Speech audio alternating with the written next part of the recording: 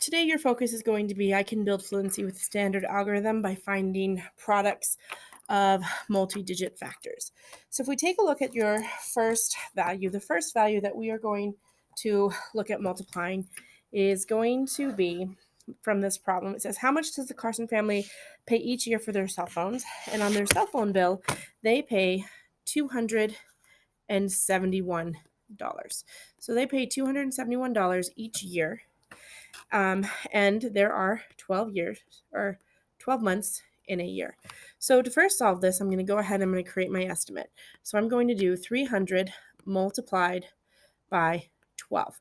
Now, 271 was near 300, and then I left 12 alone and used a compatible number because I know my math fact of 12 times 3, which is 36, and then I add on my 2 zeros. So my answer needs to be near 3,600. So let's go ahead and multiply. So I have 2 times 1, which is going to be 2. 2 times 7 is going to be 14. I regroup the 1. And then 2 times 2 is 4, plus 1 is going to be 5. Now I put my placeholder. So that placeholder to multiply by my next digit. So I'm going to do 1 times 1, which is 1. 1 times 7, which is 7. And then 1 times 2, which is 2. Okay, so I've now multiplied everything that I've needed to multiply. So now I'm going to add 2 and 0 is 2. 4 and 1 is going to be 5. 5 added to 7 is going to be 12. So I put down the 2. I regroup the 1. 1 and 2 is going to be equal to 3. So my answer is 3,252. That's near 3,600. So my answer is a reasonable estimate. Okay, so because it's near 3,600, it's reasonable. It is a reasonable number to assume. Okay, moving into your guided practice on page 139 says Carlos saves 18 cents every day of the year. If there are 365 days this year, how many cents will he have saved by the end of the year? Write an equation that represents this problem, then solve the equation. So the first thing I need to do is I need to write an equation. If I write this is not an equation. This is a problem that I'm going to work through. I need to represent all parts of that problem. So I'm going to start with he saves 18 cents a day, every day, for 365 days in a year. Okay, so I've represented the two values that they gave me in the problem. Now I have to represent the total. How much will he have saved by the end of the year? Well, the problem doesn't tell me the total. It doesn't say Carlos will have saved $532. It doesn't give me that total amount. I don't think the answer is $532. That was just a number that I randomly pulled. But I need to represent it. So I'm going to represent it with that variable or with that unknown value. So the variable that I'm going to use is I'm just going to pick a value. So I'm going to use C for cents. So that's going to tell me at the end when I multiply and solve this out, it's going to tell me how much he has saved for the value. I could have done C. If I don't like C, maybe I want to do S for saved or M for money. The value, there's a variable that you use doesn't matter. You just need to represent that unknown value with a variable. I don't want to see the actual total in this equation. We're writing the equation before we multiply. Now I'm going to do the work. So now I'm going to set up my work. I'm going to do 365 multiplied by 18. And then off to the side, I'm going to go ahead and do my estimate. So 365, that is going to be near, I'm actually going to do 350. Because I know a good compatible number, or for 18, I'm going to round that to 20. And I know what 35 times 2 is. 35 times 2 is 70. And then I'm going to add 2 zeros. So he should save around 7,000 cents. And then we'll see what that will be. So that'll be around $7 is what he should have saved. Okay, so now I'm going to do my multiplication over here. So 8 times 5 is going to be 40. So I'm going to put down the 0, regroup the 4. 8 times 6 is 48, plus 4 is going to be 52. So I regroup the 5. 8 times 3 is going to be 24. 24 plus 5 is going to be 29. Okay, I'm going to cross those off.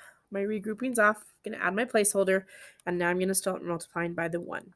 So 1 times 5 is going to be 5. 1 times 6 is going to be 6. And 1 times 3 is going to be 3. Now I'm going to add.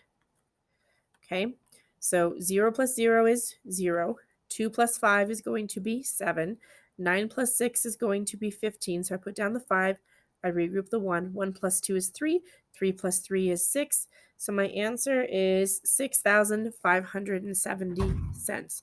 So he has saved 6,570 cents. So doesn't matter the variable that I chose, but M is going to be equal to 6,570 cents. That's how I would represent the end of that problem, 6,570 cents. Okay, take a look at problem number 2. It says Lila drives 129 kilometers round trip to work.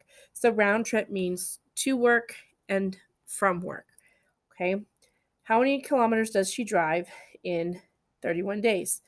Write an equation that represents the problem, then solve the equation. So it's 129 miles total. So 129 miles total. And she does that for a month. But they didn't tell me how many miles that was completely. So I'm going to go ahead and I'm going to do M as my variable for miles. This is how I model this with math. This is how I write the equation. So 129 multiplied by 31 equals M for miles. Okay. Now I'm going to go ahead and set up my problem to multiply. So I have 121 multiplied by 31. And then I'm going to do my estimate. So 129 is going to be I'm going to do 120. Because again, I see that 3 fact, and I'm going to multiply that by 30. So I have 120 multiplied by 30. So 3 times 2 is going to, or 3 times 12 is going to be 36. And then I'm going to have my 2 zeros. So it's going to be around 3,600. Now I'm going to multiply and see how close I am to my estimate. So 1 times 9 is going to be 9. 1 times 2 is going to be 2. 1 times 1 is going to be 1. Put down my placeholder. Okay. And then multiply again. 3 times 9 is going to be 27. So I put down the 7. I regroup the 2. 3 times 2 is going to be 6, plus 2 is going to be 8. So I put down the 8. And then 3 times 1 is going to be 3. So then I'm going to add my values together. So 9 and 0 is going to be 9. 2 and 7 is going to be 9. 1 and 8 is going to be 9. And then 3 is going to stay by itself. So I have M equals 3,999 miles. So if I compare that to my estimate, I have to determine, is that a reasonable answer? Well, I rounded both numbers down. So my estimate is an underestimate, and so it is still near. So it's going to be a reasonable estimate. At least one more problem, maybe 2 more problems. So looking at number 3, we have 134, and I'm going to multiply that by 11. So if I do 134 multiplied by 11, 1 times 4 is going, I need to do my estimate first. Got ahead of myself. So 134. I'm going to take this, I'm going to make this 10. So if I make this 10, so I'm going to do times 10. And then I'm going to make this value, because I multiplied it times 10, I'm going to leave it as at 134. Because that's going to be really easy, because now I can just add on a 0. So my answer should be now near 1,340. Okay. 4 times 1 is going to be 4. 1 times 3 is going to be 3. 1 times 1 is going to be 1. Put down my placeholder. 1 times 4 is 4. 1 times 3 is 3. 1 times 1 is 1. My next step is going to be to add. So I have 4. 3 plus 4 is going to be 7. 1 plus 3 is going to be 4. And then 1 plus nothing is going to be 1. So my answer is near 1,474, which is near 1,340. It's a reasonable estimate. Okay. Next value that I have is 208 multiplied by 26. So I'm going to do 200 for my estimate times 25, because 25 is a very nice compatible number to 26.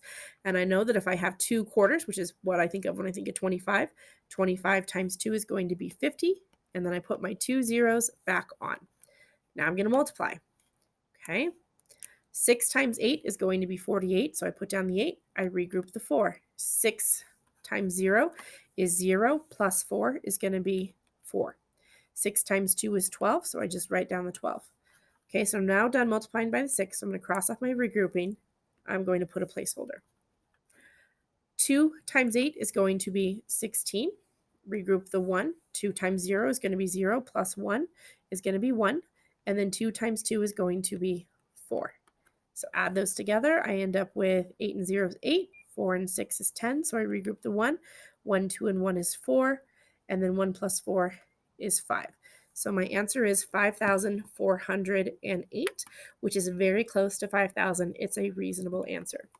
So you guys are going to work on your independent practice. With your independent practice, I'd like for you guys to do the odd numbers. So you're going to do 7 through 21 odd.